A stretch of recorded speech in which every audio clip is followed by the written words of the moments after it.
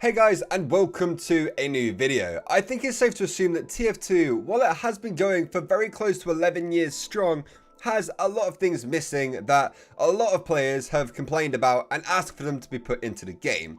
So today, we're going to be talking about TF2's missing features. I know this topic has been covered a lot before, so some points might be shorter than others just because, you've probably heard it all before. So without further ado, let's get straight into this. That brings me on to my first point, which is an updated tutorial.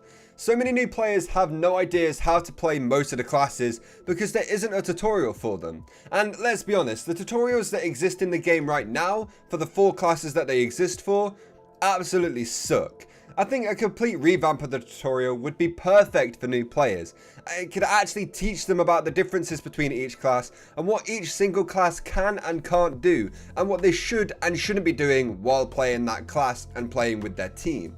This would make it so they aren't joining servers and having 5 extra classes that they know nothing about to pick from. So they don't get shouted at by their team when they don't know what they're doing as 5 out of the 9 classes in the game, and since they're being shouted at, they might not want to carry on playing after their first experience of a real match. I feel like a lot of people don't really realize that a lot of new players leave the game very quickly if they don't have a good experience with it. So if people who haven't turned off voice communication yet in the game get shouted at the first time ever playing the game because they don't know what they're doing, the tutorials they played didn't really help them all that much, and now there's 5 extra people that they know nothing about or what they do at all, what they should be doing as each thing. It's like, you're not going to want to carry on playing if you're being shouted at because the tutorials didn't cover something that you need to know. It's a little bit, dodgy. I mean, players care a lot when YouTubers leave the game, but maybe we should start caring about some newer players and trying to help them out a little bit more.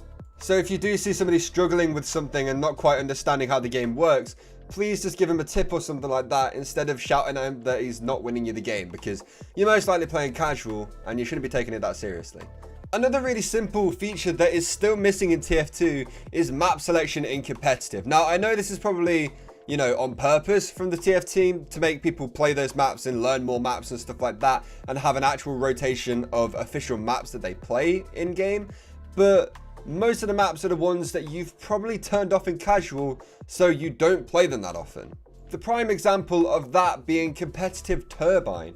I don't know who the guy in the TF team was that was like, do you know what? I think we should add that into the map rotation. So when people get it, they have to stay and actually play turbine instead of leaving and finding a new game, because that would be really fun. And because people don't like the map, they're definitely not going to throw the game or ruin it for everyone. So yeah, we should put it in.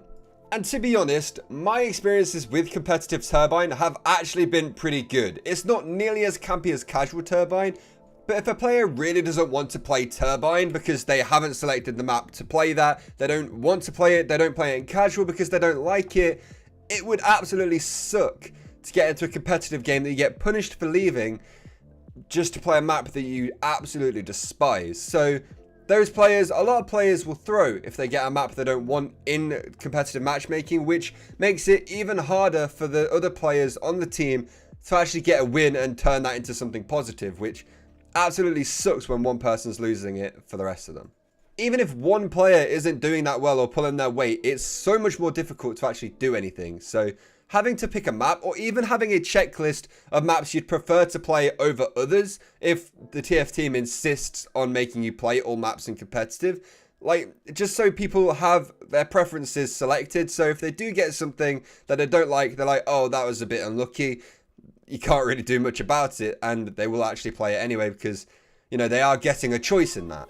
I feel like map selection should just be a thing. It's a thing in CSGO, and that works really well. You've got the map, well, pretty much everybody plays most maps anyway, but newer players can pick maps that they know and learn the actual game and stuff like that before experiencing other maps that are a little bit more complicated. I don't think Overwatch has competitive map picking either, which is another reason I don't like the game. At least casual in TF2 is actually, fun to play. When I was asking about what features were missing from TF2 on Twitter, I got a response from RT saying something about there not being enough Harry Hill maps in the game. At first I have to admit I was a little confused, but then I realized I completely agree, and that Harry Hill representation is very rare in TF2, and we really need to raise more awareness for it. So what I would like everybody to do is go onto Twitter and use the hashtag make more Harry Hill maps on Twitter, obviously, because that's where you normally do that. I don't think I have the power to make that trend, but I mean, we can pretend it does. I think, yeah, I reckon we can get away with that. Moving swiftly on, the next one is a very popular opinion from a lot of the community, and it has been talked about in a bunch of other videos that cover this topic as well. So I'm not going to spend lots of time on this, but the feature I'm talking about is getting rewarded for ranking up your casual or competitive ranks. Yeah, it's all well and good getting to Death Merchant, but who's going to see that? You want to show off your rank to people, and you want people to know that you grinded your way through competitive matchmaking to get to the top rank, just so nobody actually does end up seeing it.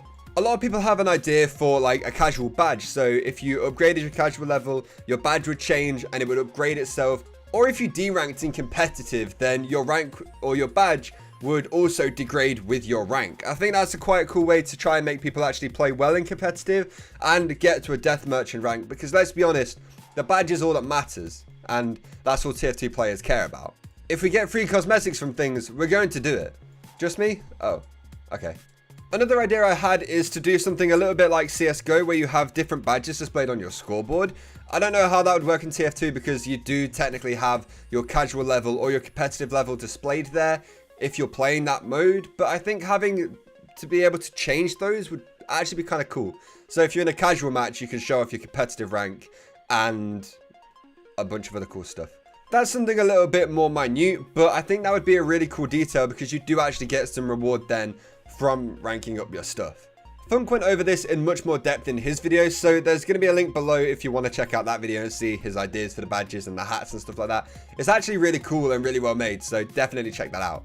And the final point I'm going to be talking about in this video is one that the virtual economist suggested to me on Twitter. So the idea is basically a tournament mode that is separate from all of the competitive leagues and competitive matchmaking, and it's basically open to anybody to join it. You basically craft a ticket with however much ref, and you use that ticket up to join the tournament. Now, this tournament will have a bunch of different incentives, so you get exclusive rewards for that tournament. So if you win it, you place 3rd, 5th, 10th, whatever, you get a different badge or something like that that shows that you were part of that tournament.